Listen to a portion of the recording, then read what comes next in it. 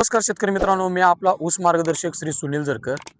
हा व्हिडिओ बनवण्याचं कारण खूप मोलाचा आणि चांगला आहे। शेतकरी मित्रांनो, तुम्ही अवश्य हा व्हिडिओ शेवटपर्यंत पाहायचा आहे। जर तुमच्या शेतीचं जर ऊसाचं ॲव्हरेज जर वाढवायचं असलं आणि शेती जर चांगली ठेवायची असली, जमिनीची सुपीकता, जमिनीची ताकद, सेंद्रिय कार्बन जर वाढवायचा असला, तर हा व्हिडिओ तुम्ही शेतकरी मित्रांनो शेवटपर्यंत अवश्य पहा। तर शेतकरी मित्रांनो, हा व्हिडिओ बनवायचं कारण की बरेच शेतकरी आहेत की आता लागण कारखान्याला त्यांची जाते, खोडवा कारखान्याला जातो, पण त्यांना समाधानकारक ॲव्हरेजच पडत नाही। मग ते शेतकरी नाराज होतात। त्यांचा ॲव्हरेज 35, 40, 42, 45 ह्या हिशोबानेच फक्त शेतकरी मित्रांनो पडते। तर त्याचं कारण असं आहे की शेतकरी मित्रांनो, आपण जवळजवळ 20-25 वर्ष झालं ऊसात ऊस करायला लागलोय। तर ऊसात ऊस न करता शेतकरी मित्रांनो, आपल्याला आपली जी जमीन आहे त्या जमिनीची ताकद वाढवण्यासाठी काय काय गोष्टी केल्या पाहिजेत हे बऱ्याच शेतकऱ्यांना माहीतच नाही। शेतकरी मित्र काय करतात, लागण कारखान्याला गेले की खोडको कारखान्याला गेले की असे पण एक शेतकरी आहेत की ते तिसरं पीक म्हणजे नेडवं ठेवतात, चौथं पीक म्हणजे चेडवा ठेवतात। त्याला आपण लागण, खोडवा, नेडवा, चेडवा असं म्हणतो। प्रत्येक ठिकाणी हे शब्द वेगळे आहेत। कोण त्याला दुर्री, तिर्री, चौथा असं म्हणतात। तर शेतकरी मित्रांनो, तसं न करता आपल्याला काय करायचं आहे शेतकरी मित्रांनो, तुम्ही आता पहा ह्या व्हिडिओच्या माध्यमातून शेतकरी मित्रांना पण आमच्या दाखवा। ज्या वेळेला लागण कारखान्याला जाते त्यावेळेला आपण काय करायचं आहे शेतकरी मित्रांनो, पाला हा अजिबात पेटवायचा नाही। आता इथं बघू शकता तुम्ही, या शेतकरी मित्रांनी पाला ठेवलेला आहे। पाला अजिबात पेटवायचं नाही, पहिलं कारण। त्याच्यानंतर आपण रोटर मारायचा आहे, पलटी मारायची आहे। पलटी मारताना आपला तो पाला पूर्णपणे गाडला जातो। त्याच्यानंतर आता ही पलटी मारलेलं शेत तुम्ही पाहताय शेतकरी मित्रांनो, ह्या पलटी मारलेल्या शेतामध्ये आपल्याला शेणखत घालायचं आहे। शेतकरी मित्रांनो, प्रत्येक वर्षाला आपल्याला एक 4 डबडी तर शेणखत घालणं अत्यंत गरजेचं आहे। शेतकरी मित्रांनो, आपल्याला शेणखत घालणं गरजेचं आहे। त्याच्यानंतर आपल्याला ताग, द्यायच्या अशी पिकं घ्यायची आहेत, म्हणजे हिरवळीची खतं घ्यायची आहेत, सॉरी।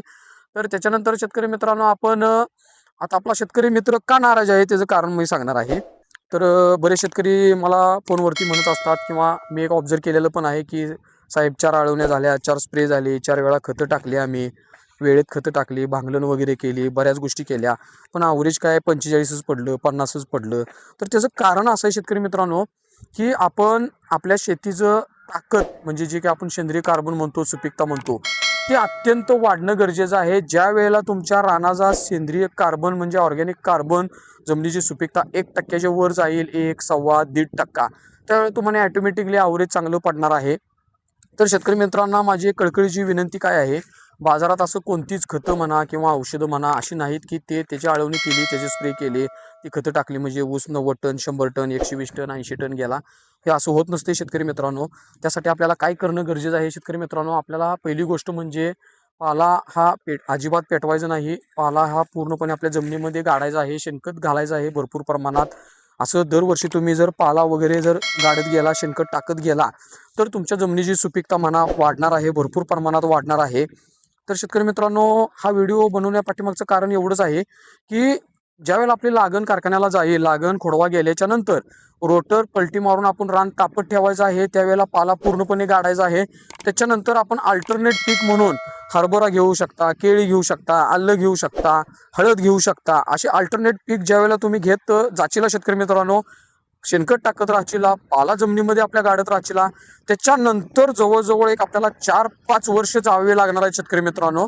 त्यावेळेला तुमच्या रानाचा सेंद्रिय कार्बन हळूहळू वाढत जाणार आहे, तरच तुम्हाला ॲव्हरेज चांगलं भेटणार आहे। तर मी सांगितलेल्या ह्या गोष्टी, हा व्हिडिओ तुम्ही आवर्जून पाहावा व तो फॉलो करावा, तरच ॲव्हरेज भेटेल। तर मित्रांनो, आपल्या चॅनलला तुम्ही सबस्क्राईब करा, व्हिडिओला लाईक करा व तुमच्या ज्या काही शंका कुशंका असतील त्या कमेंटमध्ये तुम्ही सांगा डायरेक्ट, व त्याचा फायदा इतर शेतकऱ्यांना निश्चितच होईल।